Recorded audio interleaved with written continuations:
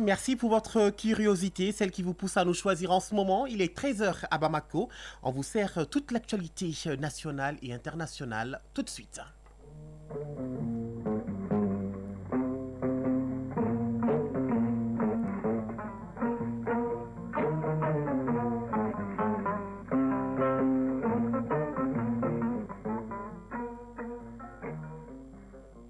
Le journal Moussa Papa Aïdara. L'année 2025 consacrée à la culture au Mali selon le président de la transition. Ainsi, le projet Culture Mali 2025 a été mis en place pour revitaliser et promouvoir la richesse culturelle du Mali. Notre invité de ce 13h dimanche est le directeur national et membre du comité de gestion du projet Culture Mali 2025. Avec lui, on comprendra un peu plus l'orientation de ce nouveau projet. En Côte d'Ivoire, l'ancien président Laurent Gbagbo intensifie la mobilisation de ses soutiens à travers son meeting de proximité baptisé Kokoko. Un obstacle de taille demeure cependant. Laurent Gbagbo n'est toujours pas sur la liste électorale. Et Israël a annoncé ce dimanche la suspension de l'entrée des marchandises et d'approvisionnement dans la bande de Gaza, blâmant le Hamas pour son rejet d'une proposition américaine d'extension de la trêve. Toute l'actualité internationale sera décortiquée par les hommes de la rédaction. Et dans l'actu des sports, il faut savoir que l'AS Real affrontera le Djoliba AC dans le cadre de la finale du tournoi du 8 mars des moins de 18 ans, filles de la Fédération malienne de basketball. Et en cyclisme, la 28e édition du Tour du Rwanda a démarré le 23 février et prend fin ce 2 mars 2025. La 6e étape a été remportée par un Érythréen. Dans Focus Santé, nous ferons un tour à la pédiatrie du CCRF de la commune 6 du district de Bamako pour en savoir sur la prise en charge de la malnutrition et ses différentes formes, cette maladie qui provoque chez l'enfant plusieurs désagréments. Deuxième jour du mois de Ramadan, mesdames, messieurs, bonjour et bienvenue à cette édition.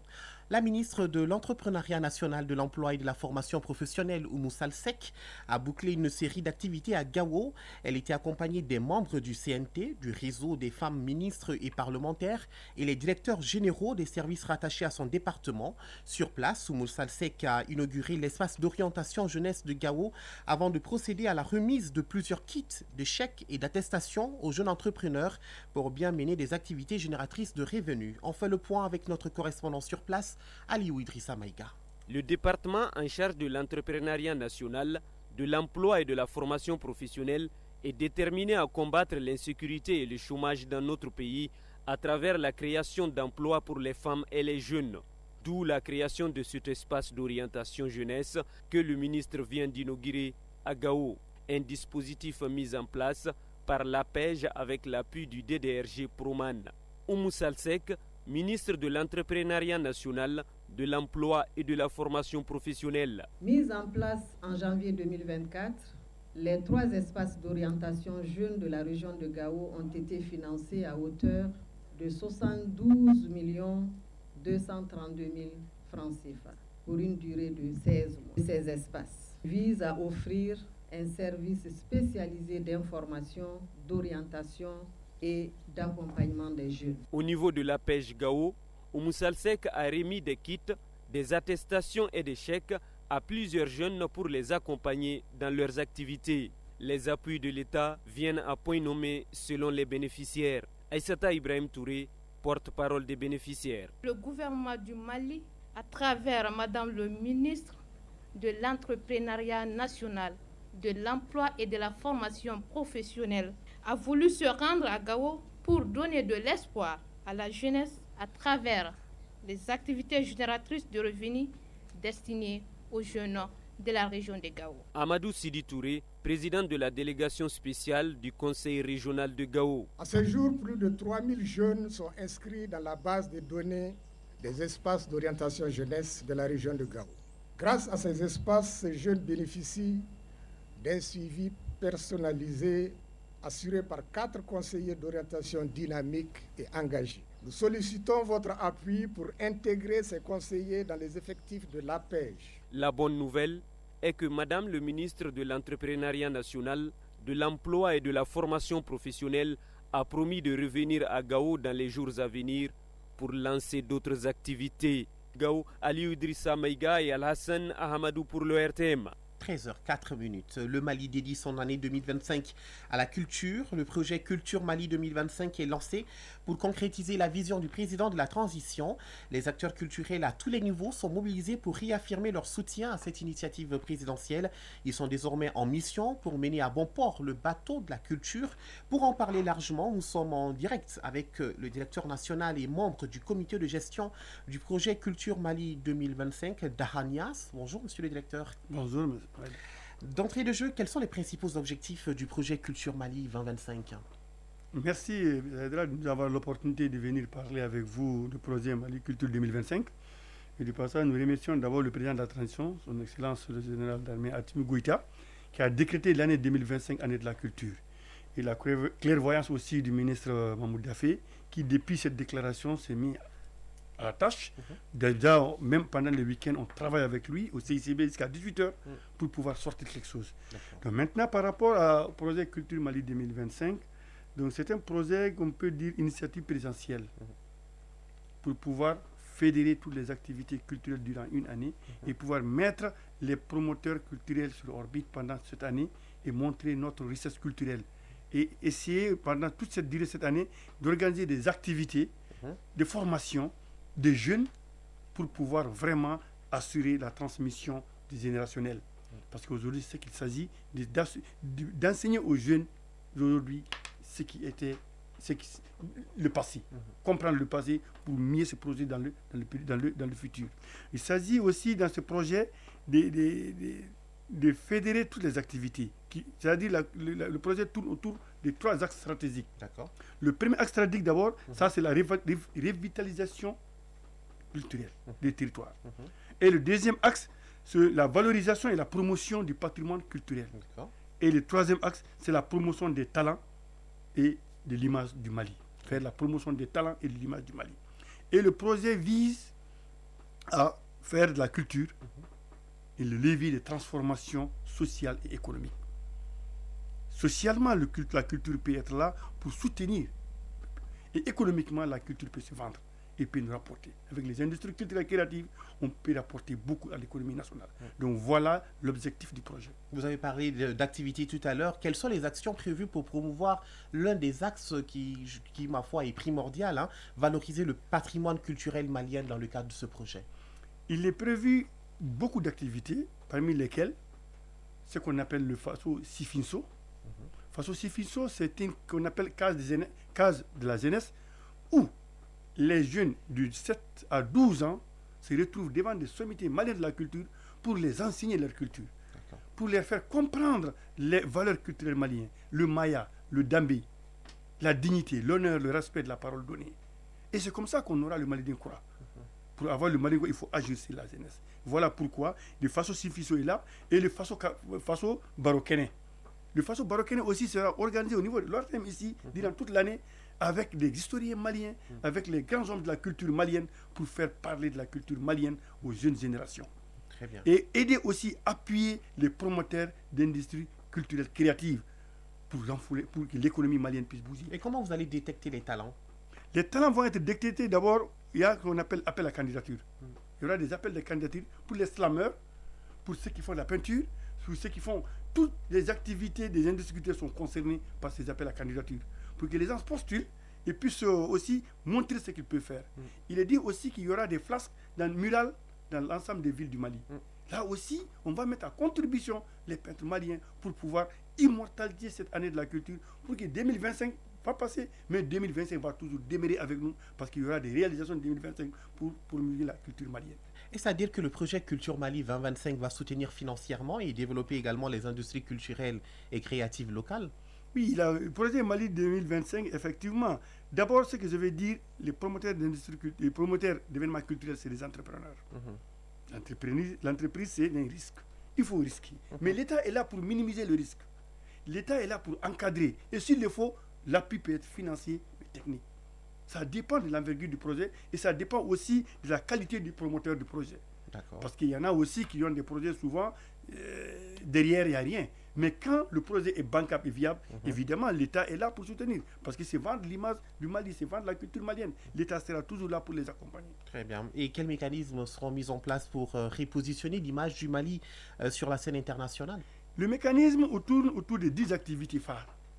10 activités phares à l'intérieur desquelles il y aura des sous-activités. D'abord, la première activité, c'est l'inclusion de l'année 2025 dans tous les grands événements dans l'ensemble du pays. D'accord.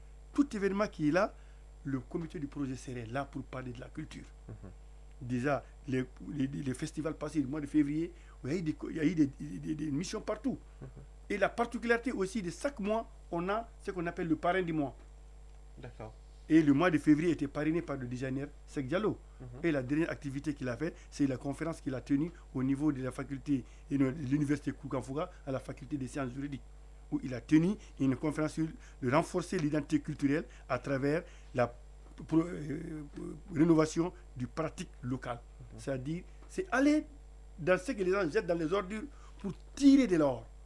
La récupération, aujourd'hui, qu'il a fait des œuvres d'art extraordinaires qui sont dans les plus grands musées du monde, qui ont remporté des prix. Et pourtant, il l'a pigé dans l'ordure.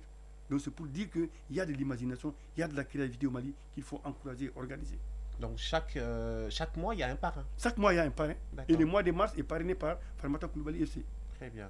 Donc ça permettra aussi de véhiculer l'image de la culture malienne sur la scène internationale. Internationale, parce qu'ils seront là partout pendant le mois.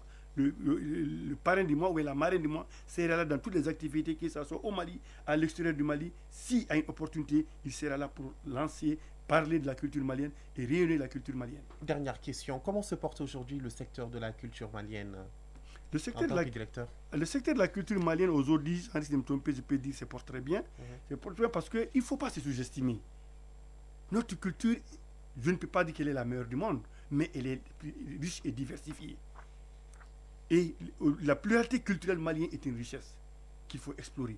Il faut que les hommes, les promoteurs d'activités culturelles aient confiance en eux-mêmes et savoir qu'avec la culture, on peut faire décoller le pays. Et tous les grands pays qui se sont fait développer sont partis à partir de leur culture. Et le Mali ne fera pas exception. Il faut revenir à ces fondamentaux pour pouvoir même garantir la souveraineté retrouvée. Il faut qu'on soit avec notre culture obligatoirement. Merci beaucoup, monsieur le directeur. Je rappelle que nous étions avec Dahanias, le directeur national et membre du comité de gestion du projet Culture Mali 2025. Merci. Suite de ce journal, juste après ce qui suit. Direction Ouagadougou au Burkina Faso, processus de rédaction de la Charte nationale pour la paix et la réconciliation. Ce document est un avant-projet dont le contenu a été expliqué hier samedi aux Maliens établis au Burkina Faso. C'était au cours d'une rencontre tenue à la représentation diplomatique. Envoyés spéciaux à Ouagadougou, Tchemoro Konaté et Mfali Sidibé. Les Maliens établis au Burkina Faso empruntent le bateau Mali pour la paix et la réconciliation nationale. Un processus inclusif à l'initiative des autorités de la transition. Le document élaboré pour l'occasion est un avant-projet servant de fil conducteur inscrit à l'ordre du jour de cette rencontre. Il s'agit pour la représentation diplomatique de décrypter aux compatriotes établis ici au Faso les axes stratégiques sur lesquels repose la paix et la réconciliation tant prônée. Il s'agit d'un engagement collectif. Syriac Dako, chargé d'affaires à l'ambassade du Mali au Burkina Faso. Pour bâtir une société dans laquelle la paix ne sera pas seulement l'absence de conflits, mais l'expression d'un vivre ensemble harmonieux, fondé sur la justice sociale, l'égalité, le respect des droits et la dignité de chacun. Dans ce document, nous retrouvons plusieurs piliers essentiels. La reconnaissance de notre identité de nation, la valorisation des valeurs partagées telles que la tolérance, le pardon et le dialogue. Une démarche à la fois pédagogique et inclusive saluée à l'unanimité par les participants qui expriment tout de même des préoccupations avec à l'appui des propositions. Omar Sanogo, malien établi au Burkina Faso. Il y a des gens qui sont venus s'installer depuis des millénaires sur des terres, mais eux, ils pensaient être intégrés dans une société, mais ils se rendent compte qu'après, ils ne sont pas considérés. Donc cela amène des frustrations, donc ils sont obligés de combattre aussi à la fois. On doit trouver des solutions à ces problèmes fonciers. Une proposition parmi tant d'autres qui devra servir de contribution à ce processus de paix et de réconciliation nationale. Ouagadougou, Tchemoko Konaté et Mfali Sidibé pour l'ORTM. l'actualité internationale à présent, nous sommes en Côte d'Ivoire. L'ancien président Laurent Gbagbo, leader du PPACI, a tenu un meeting hier samedi à Cocody. C'est la deuxième étape de sa tournée de proximité baptisée Kokoko, une expression ivoirienne qui signifie toc toc toc. Eh bien, Lassine Keïta, bonjour. Bonjour Moussa Papa. Alors, Laurent Gbagbo est déterminé à reconquérir le pouvoir. C'est un ancien chef de l'État qui semble n'avoir pas dit son dernier mot pour la reconquête du pouvoir. Ce meeting a pour objectif de mobiliser sa base et de marquer les esprits. C'est la deuxième étape de sa tournée de proximité, vous l'avez dit, baptisée Kokoko, une expression ivoirienne qui signifie toc toc toc. Il s'agit pour lui d'intensifier la mobilisation de ses soutiens. À travers ce meeting, Laurent Gbagbo a investi ses partisans d'une mission, celle de convaincre les électeurs. Une mission qui semble donner espoir à certains. Selon un de ses partisans, ce combat, il ne le mène pas pour lui-même, mais pour nous les jeunes. Voilà pourquoi nous les soutenons. Avec Laurent Gbagbo en 2025, nous allons prendre ce pouvoir, a-t-il laissé entendre. Pourtant, Laurent Gbagbo ne figure pas sur la liste électorale. Dans son discours, Laurent Gbagbo n'a pas mentionné son absence sur la liste électorale, pourtant essentielle pour qu'il soit électeur et éligible. Les militants de son parti, eux, restent mobilisés et déterminés pour sa cause et ils espèrent que le nom de leur candidat figurera sur la liste avant les élections prévues dans 8 mois. De son côté, la commission électorale indépendante doit publier la liste électorale provisoire le 17 mars prochain. D'ici là, l'opposition continue de réclamer une nouvelle révision du fichier électoral avant la présidentielle. Moussa Papa. Merci beaucoup, Lansine Keïta, pour toutes ces informations. Nous voyons en plus brève les actualités avec vous, Bourama Traoré. Bonjour. Bonjour, Moussa Papa. Et nous sommes au Sénégal. L'ex-président Macky Sall ne peut pas échapper à la justice, assure le gouvernement. Oui, selon le porte-parole du gouvernement, l'ancien président fera face à la justice et peut être considéré comme le chef des gangs qui a commis des actes criminels. Les autorités actuelles répondent ainsi à Macky Sall après sa dénonciation d'un procédé politique à propos d'un rapport de la Cour des comptes mettant en cause sa gestion des finances publiques. Pour l'APR, son parti, on ne peut pas comprendre ni accepter qu'un porte-parole du gouvernement se permette de traiter un ancien chef de l'État de chef de gang. Au Gabon, le président de la transition, Brice Clotaire Oligui Nguema, quitte l'armée et se prépare pour la présidentielle. Oui, cette décision a été annoncée hier lors d'une grande rencontre militaire au stade d'Angoudjé, ce qui ouvre la voie à sa candidature pour l'élection présidentielle du 12 avril 2025. Devant les différentes forces de défense et de sécurité du pays, le général Brice Clotaire Oligui Nguema a fait ses adieux à l'uniforme, exprimant sa gratitude envers ses frères d'armes. C'est avec émotion que je tourne cette page de ma vie pour servir le Gabon sous une autre forme, a-t-il déclaré. Cette démission de l'armée était une étape obligatoire pour tout prétendant à la magistrature suprême, conformément aux règles établies. Nous restons au Gabon où l'élection présidentielle se tiendra donc le 12 avril prochain. Mais à 1 mois et demi du scrutin, le climat devient de plus en plus tendu dans les pays, marqué par le tribalisme, le régionalisme et la haine. Pour calmer le jeu, un groupe de partis politiques et associations ont élaboré une charte de bonne conduite pendant et après la campagne pour la présidentielle. Des copies de la charte ont été remises au Conseil national de la démocratie, une institution qui regroupe tous les partis politiques. Objectif, la faire signer par tous les candidats. Crise dans l'est de la République démocratique du Congo. Les soldats ougandais s'y sont déployés hier à Mahagi. Oui, c'est une localité située à plus de 150 km au nord de Bunia, à la frontière avec l'Ouganda. Les forces ougandaises élargissent ainsi leur zone opérationnelle suite à un accord conclu avec la RDC selon le porte-parole de l'armée congolaise en Ituri. L'objectif est de protéger la population. L'Égypte propose un plan de reconstruction pour Gaza. Le ministre égyptien des Affaires étrangères a affirmé hier que ce plan de construction de Gaza est pratique, faisable et réalisable sans nécessiter le déplacement des Palestiniens de leur terre. Un plan annoncé lors d'une conférence de presse avec le premier ministre palestinien Mohamed Mustafa.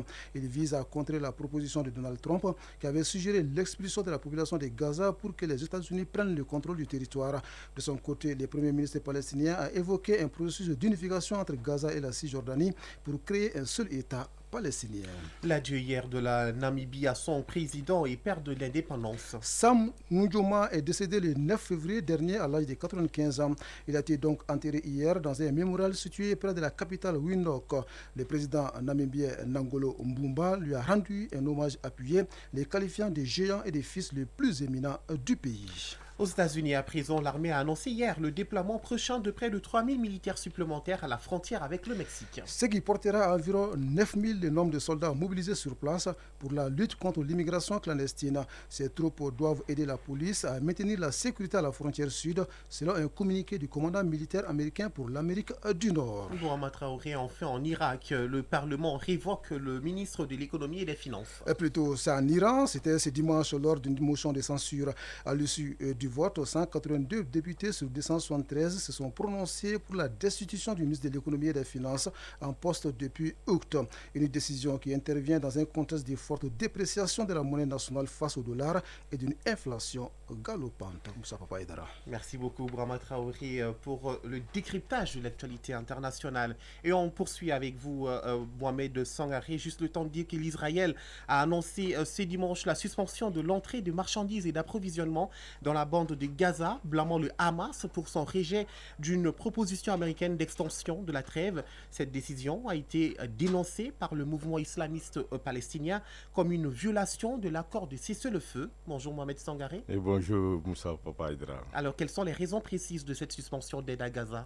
La décision d'Israël de suspendre l'aide à Gaza est complexe avec de lourdes implications politiques, sécuritaires et humanitaires. La trêve qui avait réduit les hostilités était conditionnée par des propositions américaines. Le refus du Hamas d'accepter ces conditions entraîne une escalade des tensions poussant l'Israël à réagir fermement. Pour Israël, ce refus représente une occasion manquée de stabiliser la région et une menace pour sa sécurité, justifiant ainsi sa décision par des raisons de sécurité nationale. Israël craint que l'aide humanitaire pour Gaza ne soit détournée par les Hamas pour renforcer ses capacités militaires, créant un cercle vicieux où l'assistance humanitaire et la sécurité s'opposent, faisant souffrir la population civile. La suspension de l'aide vise également à faire pression sur le Hamas afin de le contraindre à reprendre les négociations.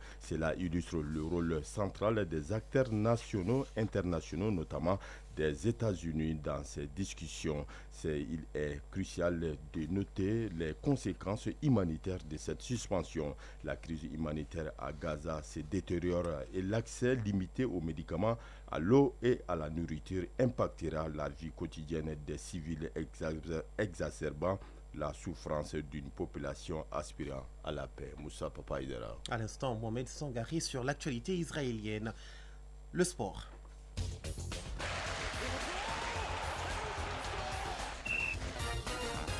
La 28e édition du Tour du Rwanda a démarré le 23 février et prend fin ce 2 mars 2025.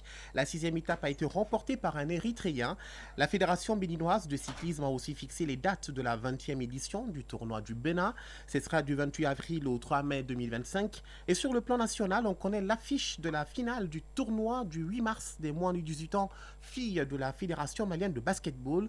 La S Real affrontera le Djoliba AC. Famou Djourté nous en parle. Les demi-finales du tournoi du 8 mars, U18 filles organisées par la Fédération malienne de basketball se sont disputées ce samedi 1er mars. L'AS Real a montré sa détermination à aller chercher le trophée en éliminant le Stade malien de Bamako, score 46-33. De leur côté, les filles du Djoliba AC n'ont pas été en reste, dominant la seconde demi-finale face à l'équipe de Kinzambourou qu'elles ont surclassé 38-8.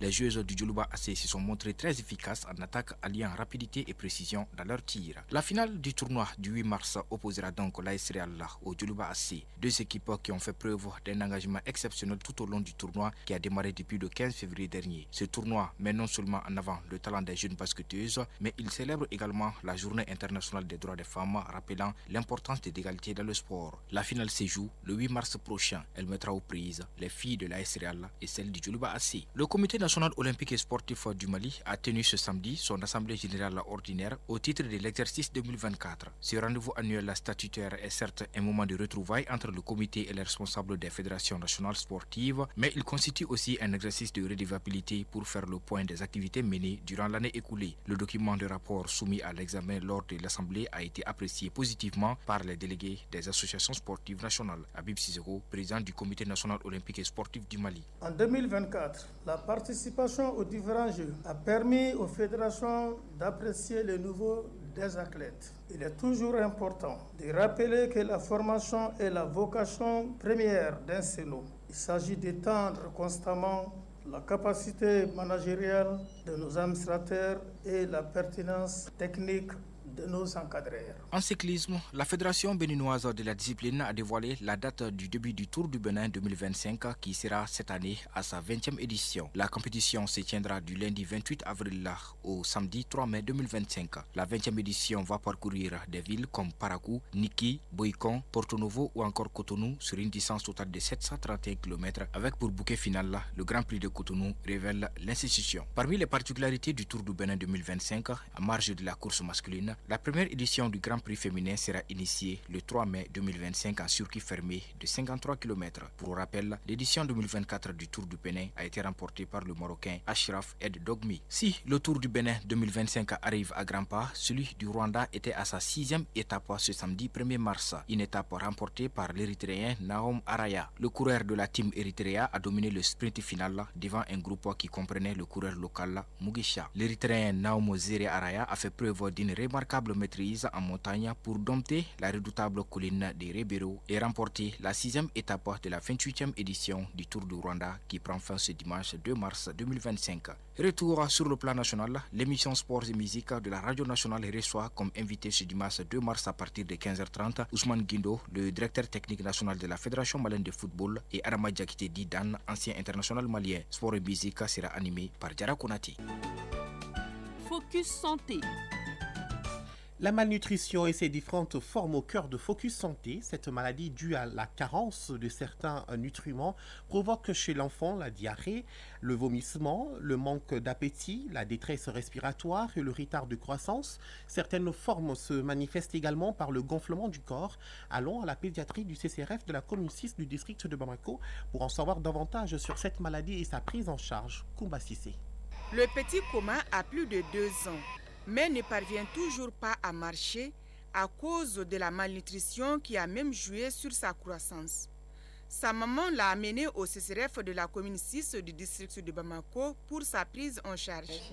Au moment où nous l'avons rencontré à la pédiatrie, il était impatient de prendre sa dose de lait thérapeutique.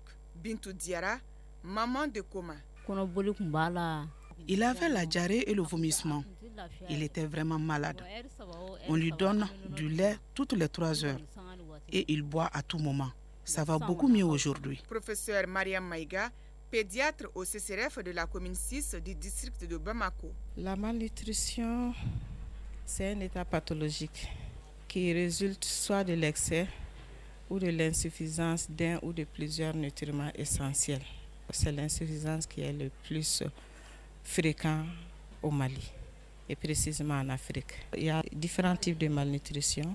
Il y a la malnutrition aiguë et il y a le retard de croissance ou malnutrition chronique. On a une table qui nous permet de déterminer le stade ou le niveau de malnutrition qu'on appelle la table Z-score qui est utilisée surtout pour les enfants de 6 à 59 mois. Donc sur cette table, on a un poids cible qui est déterminé depuis l'admission. On prend la taille, on prend le poids et on verra que l'enfant a un faible poids par rapport à la taille ou bien par rapport aux enfants de même taille. Le manque de quelle substance peut provoquer la malnutrition chez l'enfant? Les substances sont beaucoup. Il y a les macronutriments qui sont les protéines, les glucides et les lipides. Il y a également les micronutriments qui comprennent les vitamines et les sels minéraux. Les signes de la malnutrition chez l'enfant sont nombreux. Ils vont de la diarrhée à l'amaigrissement, en passant par le vomissement et le manque d'appétit. Professeur Mariam Maïga. Ça entraîne également un déficit immunitaire, cette malnutrition. Et quand l'immunité est affaiblie, toutes les maladies peuvent survenir, comme le manque d'appétit, comme les diarrhées, vomissements, les infections respiratoires aiguës. Il y en a qui ont la maigreur, mais il y en a qui ont des œdèmes. On appelle ça les enfants qui ont le kwashiorkor. Il y a l'œdème partout, ce sont des œdèmes bilatéraux qui prennent le godet et ce sont des œdèmes caractéristiques qui commencent de bas en haut. Aigu ou chronique, Les 2 formes de malnutrition sont prises en charge à la pédiatrie du CCRF de la commune 6 du district de Bamako. Le traitement, tout commence par la phase aiguë. À la phase aiguë, l'enfant est stabilisé avec le lait thérapeutique. Également, on traite en même temps les complications. Même ceux qui ont le manque d'appétit sans autres complications visibles associées, c'est parce qu'ils ont une défaillance immunitaire que les manifestations ne sont pas visibles. Donc, ils reçoivent tous un traitement médical systématique et un traitement spécifique en fonction des complications. Certains enfants sous oxygène, ça veut dire qu'ils ont des problèmes de saturation. On est en train d'améliorer leur saturation avec l'oxygénothérapie. Et également, ils reçoivent un traitement nutritionnel, d'abord à base de lait thérapeutique. Et si l'appétit commence à venir, on teste ça avec le plein-pinat. C'est un aliment thérapeutique très riche en calories. Un sachet fournit à l'organisme 500 kilocalories. Donc, c'est destiné au traitement nutritionnel des enfants atteints de malnutrition aiguë sévère. Il n'y a pas de durée spécifique pour stabiliser l'état des malnutris. Chaque enfant avec la forme de malnutrition qu'il présente est un cas à gérer. Pour éviter donc la maladie, l'allaitement maternel exclusif, l'alimentation saine et équilibrée et le traitement des infections chez l'enfant doivent être strictement respectés. Focus Santé. 13h30, c'est la fin de cette édition qui vous a été présentée par Moussa Papa Aïdara. Tout le plaisir était pour moi.